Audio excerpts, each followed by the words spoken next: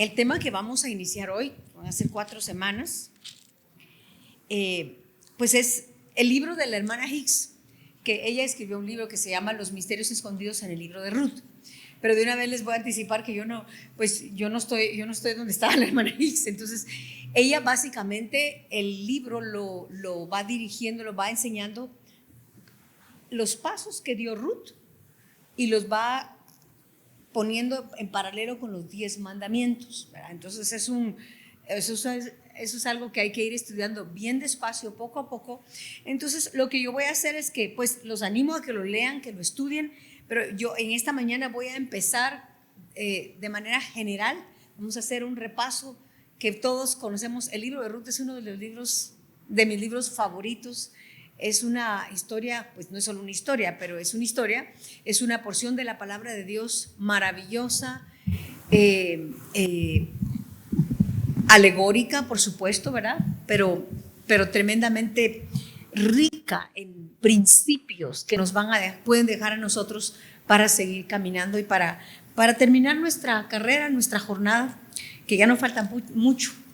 Solo Dios sabe cuánto falta. A veces, pues cuando uno dice ya no falta, el Señor ya viene, uno a veces dice, ¿cuánto realmente faltará? ¿En cuánto tiempo realmente el Señor va a venir? A lo mejor es más rápido de lo que imaginamos.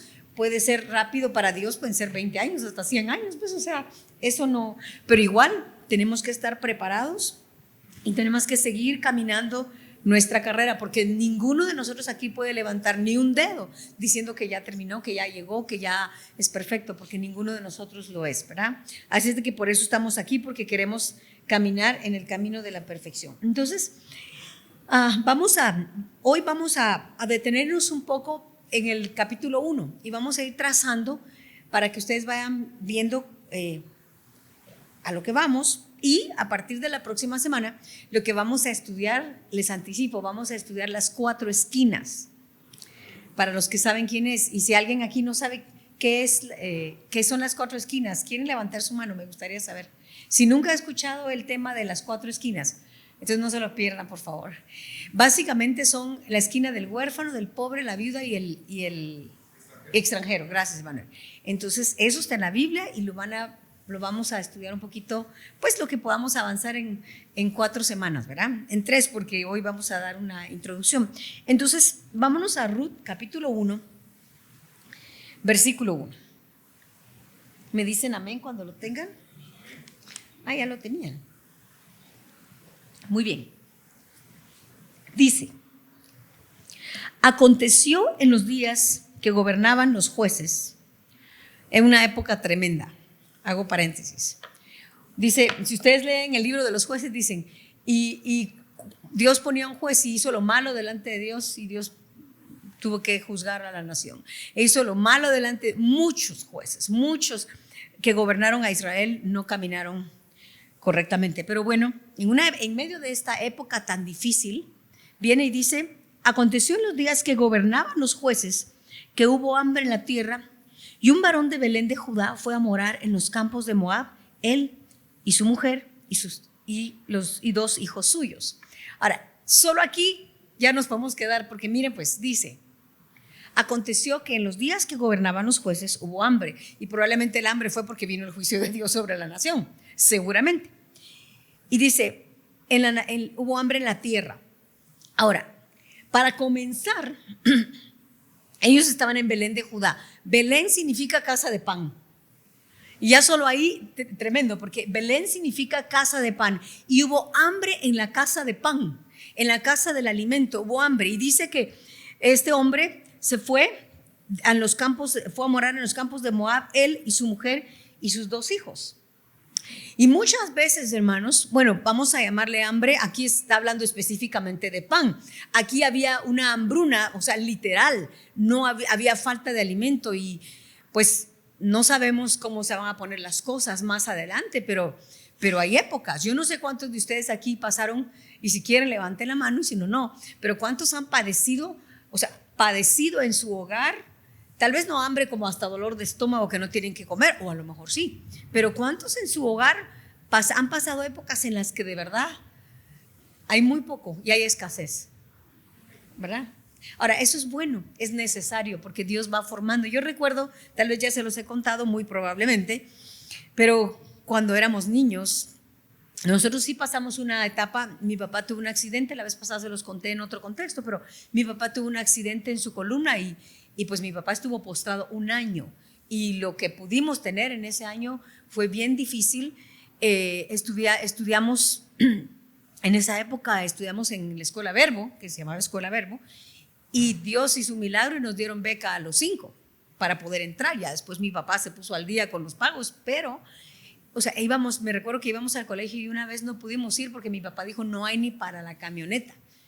Creo que eran 5 centavos en ese entonces, pero no había nada. Y recuerdo en esa ocasión cuando mi papá nos dijo no había nada, y puedo recordar la refrigeradora totalmente vacía, pero cuando les digo vacía, era vacía, y mi papá nos dijo, pues colóquese cada quien en su silla, y nos hincamos y nos pusimos a orar en ayuno porque de verdad no había nada para comer. Esa fue como la cúspide, ¿verdad? De esa, pues no era un monte, era un valle, entonces es así, pero fue lo más alto, lo más a lo que llegamos. No había nada para comer. Por supuesto Dios proveyó, después Dios mandó provisión de muchas maneras que ya ni me recuerdo, pero recuerdo algunas, pero no todas. Pero de verdad sí pasamos hambre, o sea, sí pasamos situaciones difíciles. Pero pensemos en que el hambre no solo es pan, escasez o falta de pan. ¿Cuántas veces pasamos o padecemos otro tipo de hambre?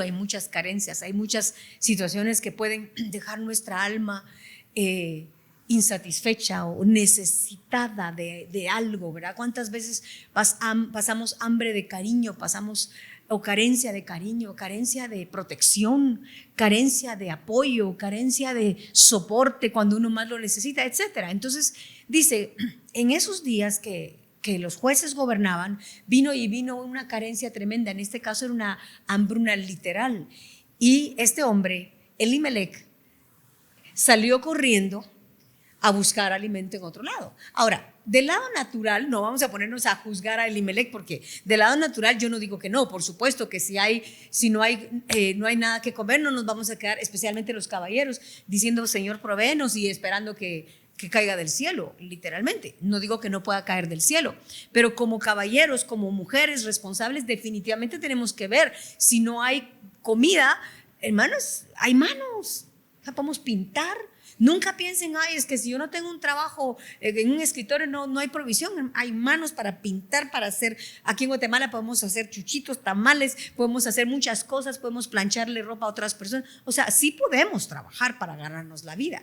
No estoy hablando de eso, pero sí hay una responsabilidad nuestra que debemos cumplir. Si no hay para comer, hay que ver. Si no hay un trabajo en el que estemos en planilla, pues podemos ir a buscar. Hoy en día hay muchas cosas que podríamos hacer, pero igual, pero por el otro lado, eso es lo que hizo Elimelec del lado natural, pero por el otro lado, Elimelec salió corriendo de la casa de pan, de aquel lugar donde se supone que les debía dar alimento, a buscar alimento en otro lado. ¿Y cuántas veces, hermanos, cuando estamos necesitados de lo que sea, ¿verdad? Cualquiera que sea el hambre que tengamos, salimos corriendo de Dios en lugar de salir corriendo a Dios? Él es nuestra salvación. Vámonos por favor a Miqueas 5:2 y van a ver. Miqueas 5:2, ese está al final del Antiguo Testamento, los finales, los últimos libros. Miqueas 5:2, ¿lo tienen? Ese no fue tan rápido, ¿verdad? Amén. Dice, Miqueas capítulo 5, versículo 2, dice: pero tú, Belén, Efrata, pequeña, para estar entre las familias de Judá, de ti me saldrá el que será Señor en Israel, y sus salidas son desde el principio, desde los cielos, desde los días de eternidad. Y luego ahora en Mateo capítulo 2, versículo 1, miren lo que dice.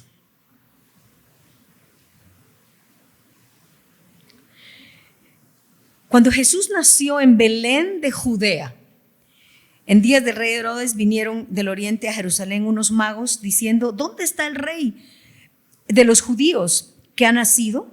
Porque su estrella hemos visto en el oriente y venimos a adorarle. Ahora, está diciendo que el rey de Israel, en Miqueas lo leímos, porque Belén, una ciudad pequeña, dice: pero de ti aquí vendrá, aquí nacerá el Rey, el Salvador, el que va a proveerles, el que va a salvarlos. Él es el Señor. Y ahora vámonos a Lucas capítulo 2, versículo 8 al 12.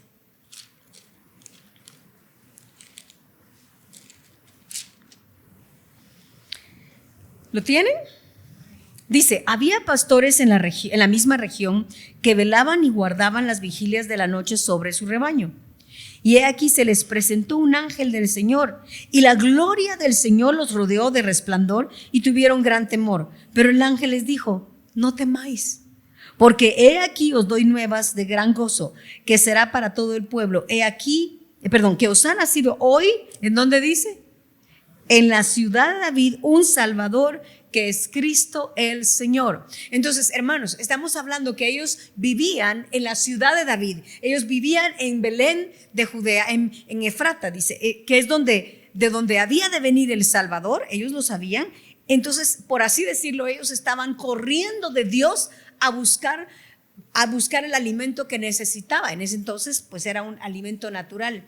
Y como les digo, cuando nosotros estamos padeciendo, la tendencia humana siempre es salir y buscar cómo resolverlo, dónde encontrar, es que necesito resolver esto, y tal vez es emocional, espiritual, es físico, económico, familiar, lo que sea. Pero nuestra tendencia humana, carnal, de nuestra vieja naturaleza siempre es buscar en otro lugar lo que solo Dios nos puede dar. Porque el único Salvador se llama Jesús, y no debemos olvidar esto. Jesús no nos salvó únicamente de la paga del pecado, que es la muerte y el infierno. Jesús nos salvó de nosotros mismos. Jesús vino para salvarnos de cualquier situación en la que estemos pasando o padeciendo. Entonces ellos, en lugar de haber salido corriendo a buscar a dónde buscar el alimento, debieron haberse quedado esperando la provisión de Dios. Y miren a dónde se fue. ¿A dónde se fue? A los campos de Moab. Si se recuerdan quién era Moab, ¿de dónde salió Moab? Sí, los moabitas y los amalecitas salieron de hijos incestuosos de Lot, tristemente, ¿verdad? Aunque no fue voluntario de Lot, pero en otras palabras, de gente pagana, gente gentil, porque aunque todavía tenían la sangre de Abraham, ¿verdad? Pero igual, pues de Abraham, ¿verdad? Pues, pero se mezclaron. Miren lo que hicieron ellos por haberse llegado Lot hasta Sodoma. Lo que cosechó Lot es que sus hijas se corrompieran, y todavía entonces vienen y procurando redimir ellas, porque según ellas no había gente de ellos y ya no iban a poder procrearse, y vinieron y tuvieron hijos con su propio padre. De ahí salió Moab y Amalek. No eran amalecitas, eran moabitas. Amón, gracias. Amonitas. Entonces viene Elimelec y sale con sus hijos y su esposa, y se fueron a habitar a un lugar pagano. Y hermanos, lo que menos debemos hacer nosotros es tratar de buscar en lugar pagano, en lugar gentil, lo que solo Dios nos puede dar. Y ellos salieron de Belén y se fueron a buscar. Y miren, a veces, en este caso, probablemente, no estoy diciendo que así fue porque no lo dice la Biblia como tal, pero muy probablemente Dios les cortó la vida muy temprano a Elimelec y a sus hijos Malón y Kelión. ¿Y cuántas veces los padres de familia o madres de familia arriesgan a su familia tratando de resolver las cosas de manera gentil o de manera pagana? Lo que solo Dios nos puede redimir y salvar.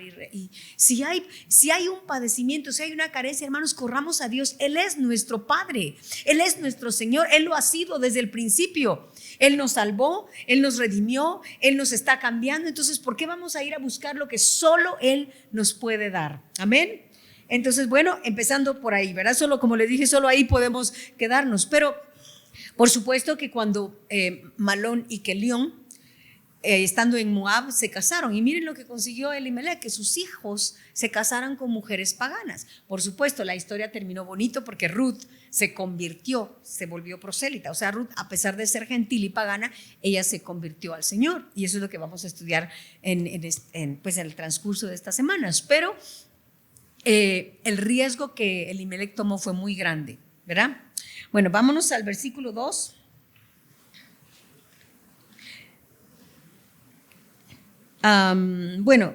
Ahí, del versículo 2 al versículo 5 es cuando pues tomaron mujeres y dice que murieron también los 2 hijos de Elimelech, no solo Elimelech, sino murió él y murieron sus 2 hijos. Ahora, interesante porque no solo murió el papá, murieron los hijos y no tuvieron hijos, obviamente, porque no lo dice la Biblia, ¿verdad? Si no lo hubiera mencionado, pero en el versículo 6, Noemí quedó desamparada sin sus 2 hijos y sin su esposo. Entonces, solo para resumir, nuestra salvación únicamente viene del Señor. Ahora, hermanos, es bien lindo oírlo, es bien lindo decirlo, pero otra cosa es vivirlo.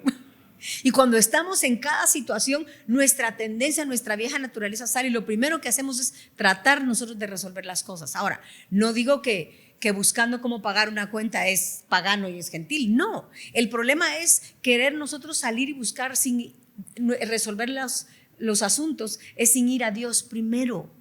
Sin ir a Dios y decirle: Señor, tú eres nuestro Señor, tú eres nuestro Padre, tú eres nuestro sustentador, Señor. ¿Qué voy a hacer? No sé qué voy a hacer, no tengo cómo pagar, no tengo cómo comer, tenemos esto y esto, Señor. Venimos a ti, Señor, rescátanos, ayúdanos, sálvanos. Y Dios va a mandar. Yo recuerdo, para quienes se recuerdan de la familia Valadez, los hermanos Valadez tuvieron una situación pues Jorge Mario tuvo una situación física muy seria y estaban fuera del país y literalmente no tenían absolutamente nada que comer y les llegó una bolsa de comida a la puerta sin saber quién la llevó.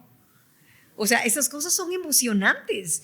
Pero ¿por qué dejamos de vivir cosas emocionantes, milagrosas? Porque nuestra tendencia siempre es a buscar lo que palpamos, lo que tocamos, lo que nuestros ojos pueden ver. Así nos sentimos seguros. Y realmente debemos aprender y practicar vivir en lo sobrenatural, hermanos.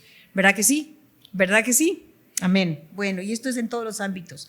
Entonces, ahora Ruth, del versículo 6 al 7, vamos a leerlo y dice, Noemí. Entonces se levantó Noemí con sus nueras, y regresó de los campos de Moab, porque oyó en el campo de Moab que Jehová había visitado a su pueblo para darles pan.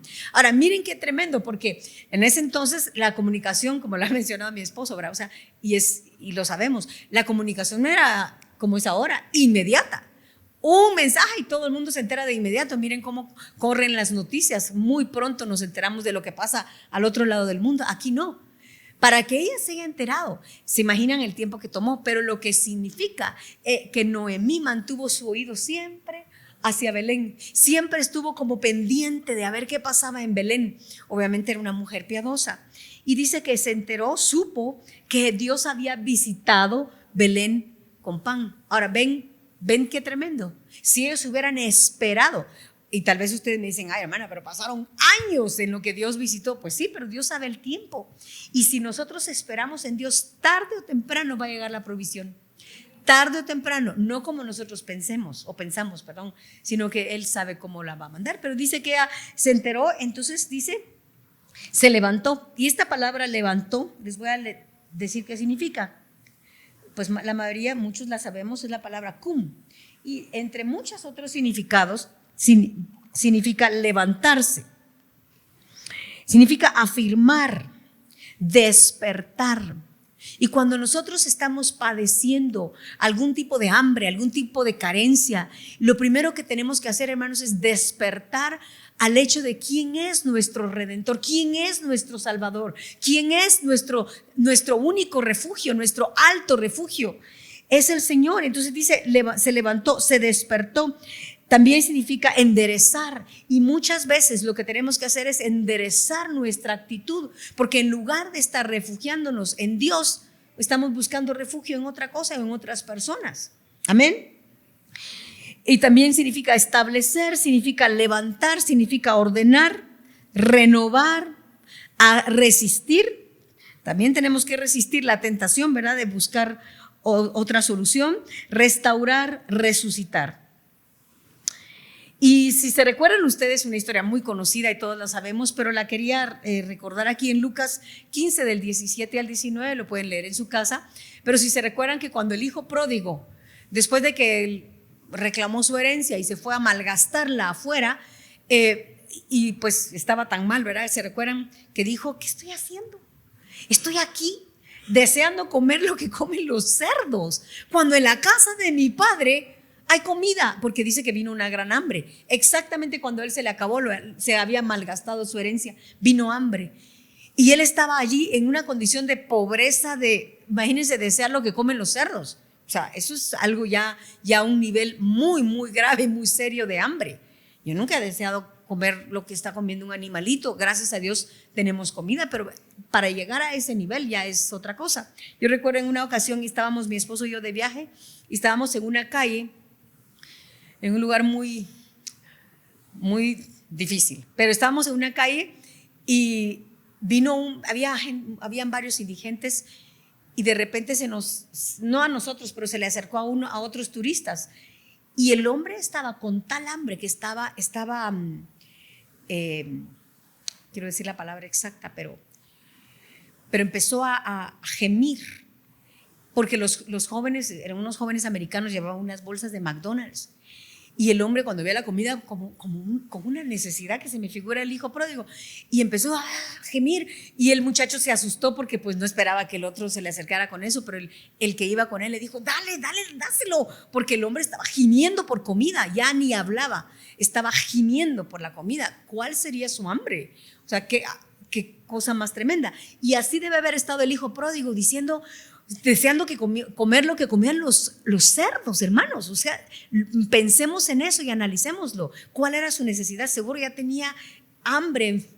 No sé cuántos de ustedes se han sentido enfermos cuando tienen hambre. A mí se me empieza a apretar aquí la cabeza porque se me baja el azúcar. Pero, o sea, llegar a tener hambre con dolor, con desesperación, así estaba este hombre. Y vino y dijo, ¿qué estoy haciendo? ¿Qué estoy haciendo? Y hermanos, eso es lo que tenemos que hacer nosotros. ¿Qué estoy haciendo? Estoy anhelando que alguien tan igual como yo me pueda dar el soporte, el consuelo que solo Dios me puede dar. Y muchas veces nos enojamos, inclusive con los pastores, porque vamos a los pastores tratando de encontrar, por supuesto, sigan viendo a sus líderes. Para eso estamos. Y con la ayuda de Dios, porque nosotros no somos nada, vamos a ayudarlos. Pero ¿cuántas veces vamos a nuestros líderes? Es que fui y salí golpeada, porque en lugar de encontrar refugio, me dijo esto y esto y esto, y no es lo que yo esperaba. Hermanos, por estar deseando que en otra persona tan humana como yo, encontrar el refugio, el consuelo, la salvación. Por supuesto que debemos encontrar sabiduría en nuestros hermanos, así debiera ser. Pero yo no puedo consolar sus corazones. Yo no puedo decirles, y por eso es tan tremendo cuando nosotros decimos te entiendo. Sí hay cosas que entendemos por experiencia, pero aún así no podemos entender a la otra persona porque yo no tengo el nivel que puede tener Mali, aunque sea aparentemente la misma situación que estamos viviendo.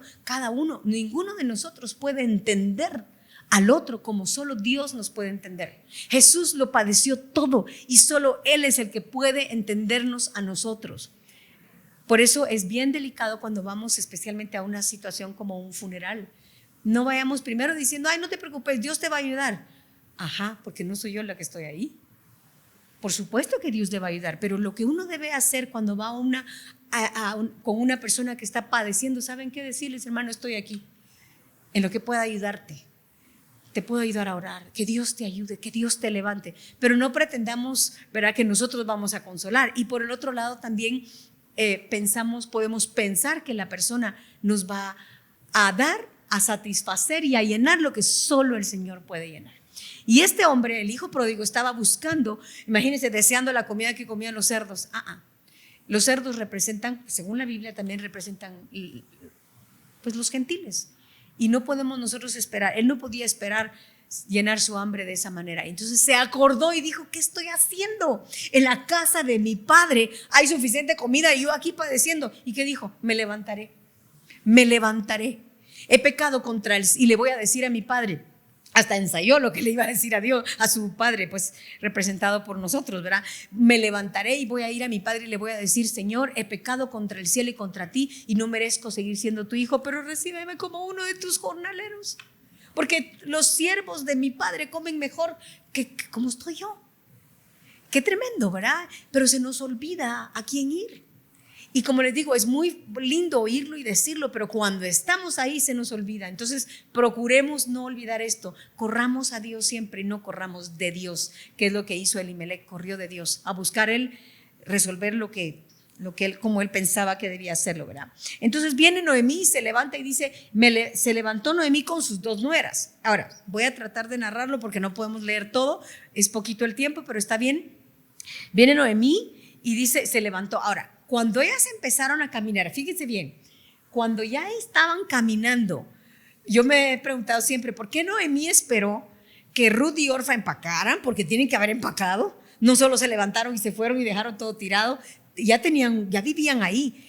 Noemí esperó que ellas empacaran y empezaran a caminar para decirles, ¿qué están haciendo, hijas? ¿Por qué me van a seguir a mí? Aquí quédense en la casa de su padre. Y se recuerdan todo lo que les dice, pero ya habían empacado. Y qué tremendo es eso. Yo digo, ¿por qué esperó hasta entonces para decirles? Pero realmente lo que Dios estaba haciendo es probando la elección de Noemí y de Ruth, de Orfa y de Ruth. Y viene Noemí y les dice, miren, yo ya no tengo hijos que darles. Y se recuerdan, todavía les dice, todavía si yo me caso y tengo hijos, ¿van a esperar que crezcan estos hijos? No, hijas, les dijo, vayan ustedes y busquen en la casa de su padre consuelo o reposo, o sea, matrimonio, y ojalá encuentren en la casa de su padre, o sea, aquí donde viven, con sus costumbres y sus dioses y todo, reposo para su alma, ¿verdad? Matrimonio, reposo. Y vámonos entonces. Versículo 11. No, perdón. Versículo 10. Y le dijeron, ciertamente nosotras iremos contigo a tu pueblo. O sea, la primera vez que las prueban. Las 2 respondieron, no, Noemí, nosotros nos vamos contigo. Y versículo 11 dice, y Noemí respondió, volveos, hijas mías. Y empieza ella a tratar de convencerlas, lo que ya les narré. Versículo 14. Y ellas alzaron otra vez su voz y lloraron. Y Orfa besó a su suegra, mas Ruth se quedó con ella. Realmente Orfa necesitó, o sea, no fue tan rápido tampoco, pero después de que Noemí le insistió y le dijo, miren, no me tienen que seguir a mí, vayan ustedes y hagan su propia vida. Pues yo creo que Noemí, como una mujer adulta y una mujer madura, estaba tratando de decirles, no se vengan conmigo para ayudarme a mí, vayan ustedes y resuelvan mejor suficiente tengo conmigo como para jalar con ustedes, cada quien resuelva su situación. Y yo me ponía a pensar porque yo recuerdo que recién casados, mi esposo tuvo que hacer un viaje, mi suegra se va a acordar, un viaje como de 2 semanas y eso fue horrible, fue mucho para mí recién casada. Y yo me acuerdo que yo le comentaba a mi esposo eso y se reía el otro día que le estaba comentando eso, porque se me figura esto, yo no quería desprenderme de mis suegros en esos días. Yo me acuerdo que yo quería estar solo con ellos porque estar con ellos era como tener un poquito de mi esposo, ¿verdad? Él estaba lejos y no me podía escribir ni hablar, no era como ahora, ¿verdad? Tan rápido, pero tampoco era por señal de humo, pero no se podía llamar tan seguido.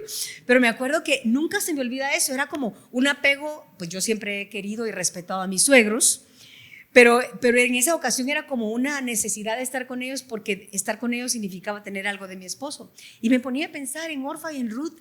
Seguramente estar apegadas a Noemí era lo único que les quedaba de su esposo. Se les murió el suegro y se murió el esposo de cada una. Y estar cerca de Noemí era como la seguridad que ellas necesitaban, la protección que ellas necesitaban y no se querían soltar de Noemí en lo natural.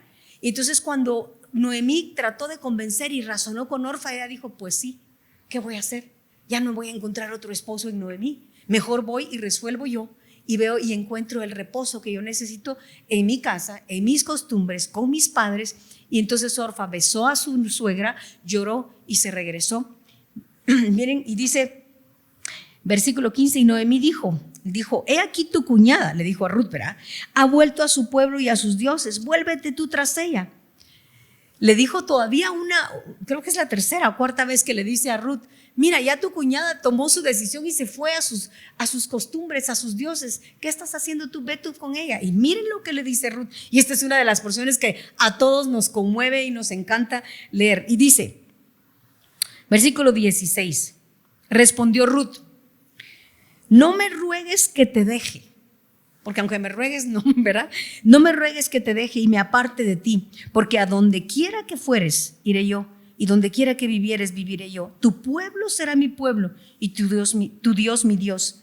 Donde tú murieres, moriré yo y allí seré sepultada. Así me haga Jehová y aún me añada que solo la muerte hará separación entre nosotras dos. Obviamente Noemí había compartido, había enseñado, había instruido a sus nueras de tal manera que Ruth, en su corazón Ruth ya era cristiana, obviamente, ¿verdad? Ruth había aceptado al Dios de Noemí y le dijo, no me ruegues que te deje, porque yo he hecho mío todo aquello que tú me has enseñado con el ejemplo, y seguramente les había instruido.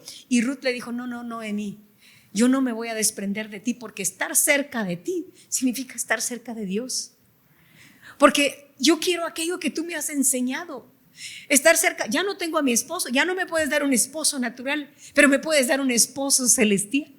Y eso es lo que yo anhelo y eso es lo que yo deseo. Y por eso Ruth no se desprendió de Noemí, porque dijo, no, quedarme cerca de ti, pegarme como con pegamento, pegarme a ti, significa que yo voy a estar cerca del Dios del que tú me has hablado y yo quiero conocer más de Él. Y a donde tú te vayas, yo me voy.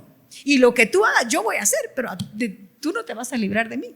Básicamente le dijo, ¿verdad? Amén. Amén, amén. Bueno, ahora quiero que vayamos por favor a Levítico. Y quiero que pongan una imagen, por favor. Aquí vamos a ver a Ruth, aquí arriba. Ahí estoy viendo para atrás. Vámonos a Levítico, capítulo 19. Hay varias imágenes de Ruth, pero me encantó esta porque pues es muy gráfica de lo que vamos a estar aprendiendo en estos días, ¿verdad? Pero Ruth sabía muchas cosas. Y vámonos aquí, Levítico 19, ¿lo tienen? Solo yo no. Ahorita voy. Levítico 19, versículo 9. Dice, si nunca habían leído esto, para los hermanos que no habían escuchado esto, mire, dice, cuando ciegues la mies de tu tierra, no cegarás hasta el último rincón de ella, ni espigarás tu tierra cegada. Versículo 10, y no rebuscarás tu viña, ni recogerás el fruto caído de tu viña. Para el pobre y para el extranjero lo dejarás yo, Jehová, vuestro Dios. Y pues aquí ya vamos a ir poco a poco avanzando en lo del libro de Ruth, pero ellas anduvieron y caminaron hasta que llegaron a Belén, ¿se recuerdan, verdad? Llegaron a Belén sin nada, solo seguro con lo que empacaron y llevaron, pero hermanas, llegaron a una tierra que habían abandonado probablemente más de 10 años, porque dice que estuvieron en Moab 10 años, no sé si se fueron antes, un poquito antes, pero habían vivido 10 años en Moab. Pero después de 10 años regresar al lugar de donde habían salido, ya no había nada. Pues, ¿a qué iban? Y eran mujeres. Entonces, empezaron a caminar y llegaron y todo el mundo se dio cuenta. Dejen su dedo en Levítico. Bueno, vamos a ir a Deuteronomio más bien. Pero en Ruth 1, 19 dice, anduvieron pues ellas dos hasta que llegaron a Belén. Regresaron a Belén, a la casa de pan, aquel lugar donde estaba su provisión. Y toda la ciudad se conmovió por causa de ellas y decían, ¿no es esta Noemí? Y obviamente la recordaban, ¿verdad? Y ella les respondía, no me llaméis Noemí, sino llamadme Mara, porque en grande amargura me ha puesto el Todopoderoso. Ahora miren esto. Esto me llamó y es primera vez que lo vi, yo estaba, wow. Dice, yo me fui llena. Ahora no se supone que fueron con hambre y pues no había provisión, pero ella se está refiriendo a la familia, ¿verdad? Yo me fui llena, pero Jehová me ha vuelto con las manos vacías. Ahora, ¿cómo se sentirían ustedes como nueras si su suegra dice, yo me fui llena y me regresé con las manos vacías y Ruth está a la par de ella? Yo nunca me había dado cuenta de eso. Y dije, wow. O sea, Ruth estaba hasta abajo en humillación porque Ruth se le murió su esposo, dejó su casa, sus padres, sus costumbres, dejó sus dioses porque eligió por Dios y ahora yendo con su suegra viene y dice Noemí, no me llamen Noemí, llámenme Mara porque en gran amargura me puso Dios. Yo me fui llena con 2 hijos y un esposo y regresé sin nada. O sea, tremendo. O sea, para Noemí todavía, hasta aquí Noemí no se había dado cuenta y Noemí no había abierto los ojos de lo que Ruth significaba para ella, porque su redención vino a través de Ruth, ¿o no? Tremendo, ¿verdad? ¿Y cuántas veces nosotros no vemos y pensamos, no tengo nada, no sé qué voy a hacer, no sé cómo lo voy a resolver, o nos sentimos vacíos, nos sentimos sin nada, nos sentimos mal emocionalmente y no vemos que enfrente Dios tiene la manera como Dios nos va a redimir y no nos damos cuenta porque estamos en gran amargura, por así decirlo, como estaba ella. Pero aquí Ruth no contaba todavía y uno dice, wow, qué nivel al que Dios llevó a Ruth. Qué nivel de humillación, de pobreza, de nada al que Dios llevó a Ruth, pero después la llevó hasta arriba, ¿verdad? Tremendo. Entonces, ahora vámonos a Deuteronomio 24 y de ahí vamos a volver a Ruth. Entonces, si quieren dejar su dedo, pueden dejar una marquita en Ruth. Deuteronomio 24, versículo 22. ¿Lo tienen? Ahora, miren, acabamos de leer en Levítico cómo Dios estableció una ley para proteger ¿al qué? Al extranjero, creo que leímos de extranjero y viuda. Ahora leamos en Deuteronomio 24, 22. Dice, sí, desde el 19. Gracias, Eric. Cuando ciegues tu mies en tu campo y olvides alguna gavilla en el campo, no volverás para recogerla. Será para el extranjero, para el huérfano y para la viuda, para que te bendiga Jehová tu Dios en toda obra de tus manos. Cuando sacudas tus olivos, no recogerás las ramas que hayas dejado tras ti. Serán para el extranjero, para el huérfano y para la viuda. Y cuando vendimies tu viña, no rebuscarás tras ti. Será para el extranjero, para el huérfano y para la viuda. Y acuérdate que fuiste siervo en tierra de Egipto, por tanto yo te mando que hagas esto. Tremendo. Ahora, de todo esto que leímos, ¿qué dice al final? Yo te mando. No dice Dios, yo te sugiero, te aconsejo. Dios no nos sugiere, hermanos. Eso es algo que debemos entender. Lo que la palabra de Dios nos dice no son sugerencias, nunca. Son mandatos, son mandamientos, son preceptos. O sea, no es, bueno, sí, Dios lo dice, pero a mí no me parece, entonces hasta ahí no he llegado. O sea, si dice la palabra de Dios, es un mandato. Y aquí encima dice claramente, te mando. O sea, es un mandato, no te estoy sugiriendo. Es una ley que Dios estableció. Dios ha provisto, Dios dejó provisto una ley. ¿Se dan cuenta? Dios dejó provisto a través de una ley la provisión para el pobre, para el extranjero, para la viuda y para el huérfano. ¿Y cuántos de nosotros, pues habrá muchos aquí que a lo mejor en lo natural huérfanos, en lo natural viudas, en lo natural extranjeros y en lo natural pobres, pero por dentro, pero espiritualmente, emocionalmente, seguramente hemos estado, si no en una, en dos, en tres o en las cuatro, o a lo mejor en este momento usted está en esas cuatro esquinas, por así decirlo. Por eso les dije al principio, ¿cuántos han oído de las esquinas? Dios proveyó de estas esquinas, por así decirlo, en el campo, ¿verdad? Para que los que fueran pobres tuvieran de dónde comer. Entonces Dios, la Biblia dice que si tu padre y tu madre te dejara, Jehová nos va a recoger. Dios nunca nos va a dejar. Y esa fe debemos tener, hermanos. Debemos crecer en la fe a estas alturas del camino con todo lo que hemos recibido y aprendido. Ya no debemos dudar de que Dios va a proveer, de que Dios va a sustentar, de que Dios va a sostenernos, de que Dios nos va a recoger en la situación en la que estemos. Amén. Pero obviamente estas situaciones, estos esquinas, le vamos a decir, o estas circunstancias en las que Dios nos pone, porque Dios nos pone, tiene un propósito. A ver, ¿quién cree quién puede decir cuál cree que sea el propósito? ¿Conocerlo a Él? Sí, realmente eso es. Lo dije mal entonces, ese es el propósito, conocerlo a Él. Pero ¿qué es lo que hace cuando nos pone en estas esquinas? El pastor Eric y la hermana Flor tampoco. Ustedes no lo digan, ni el hermano Guillermo. ¿Qué es lo que hace Dios cuando nos pone en estas esquinas?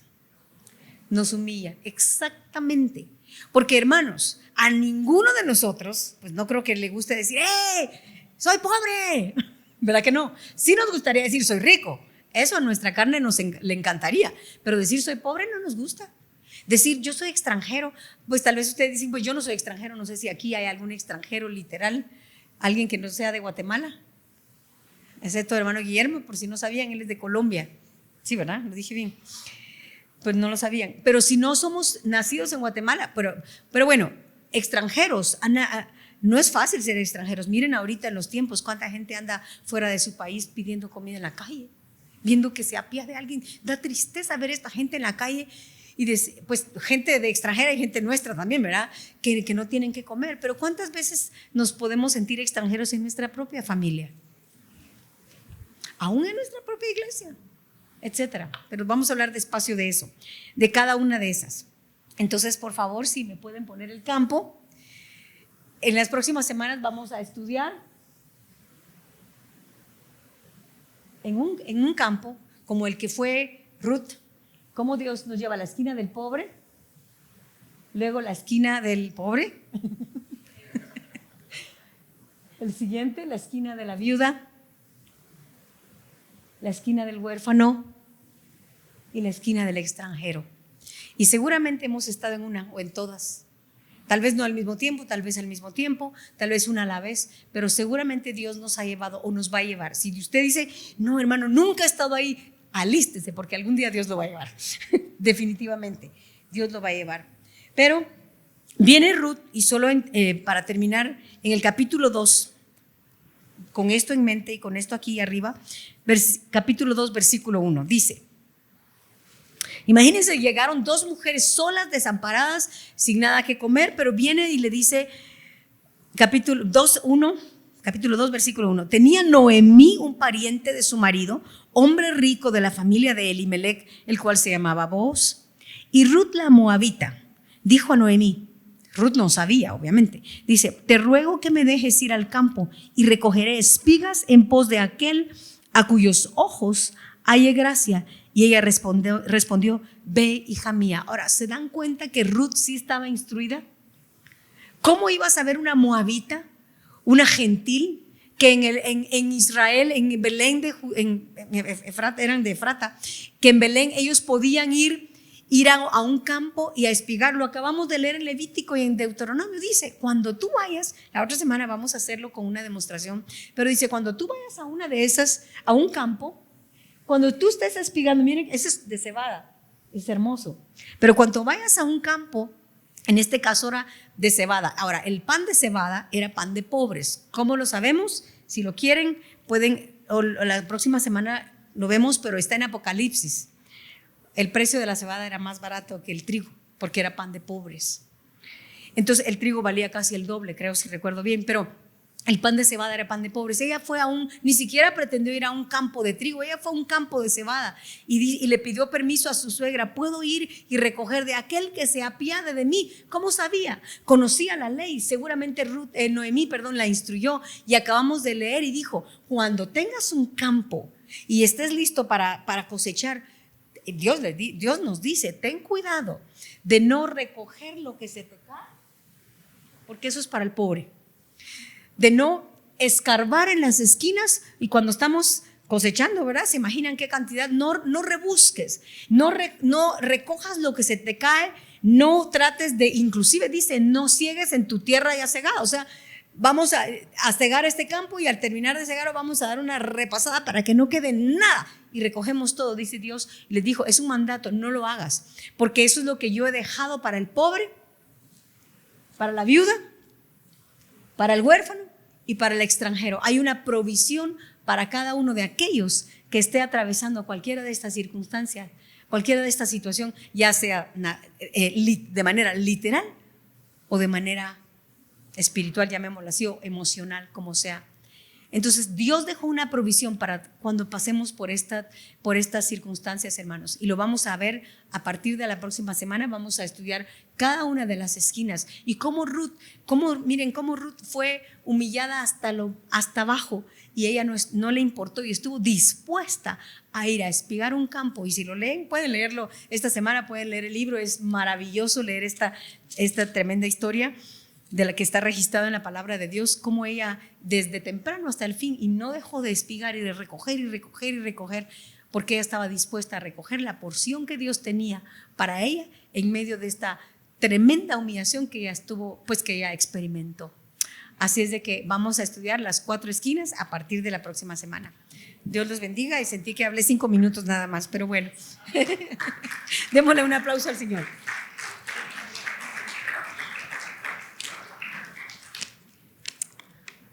Amén. Gracias por tu palabra, Señor. Te pedimos que selles tu verdad, Señor, en nuestro corazón, y abre nuestros ojos, Señor, para ver más allá de lo que leemos. En el precioso y bendito nombre de Jesús te damos gracias. Amén.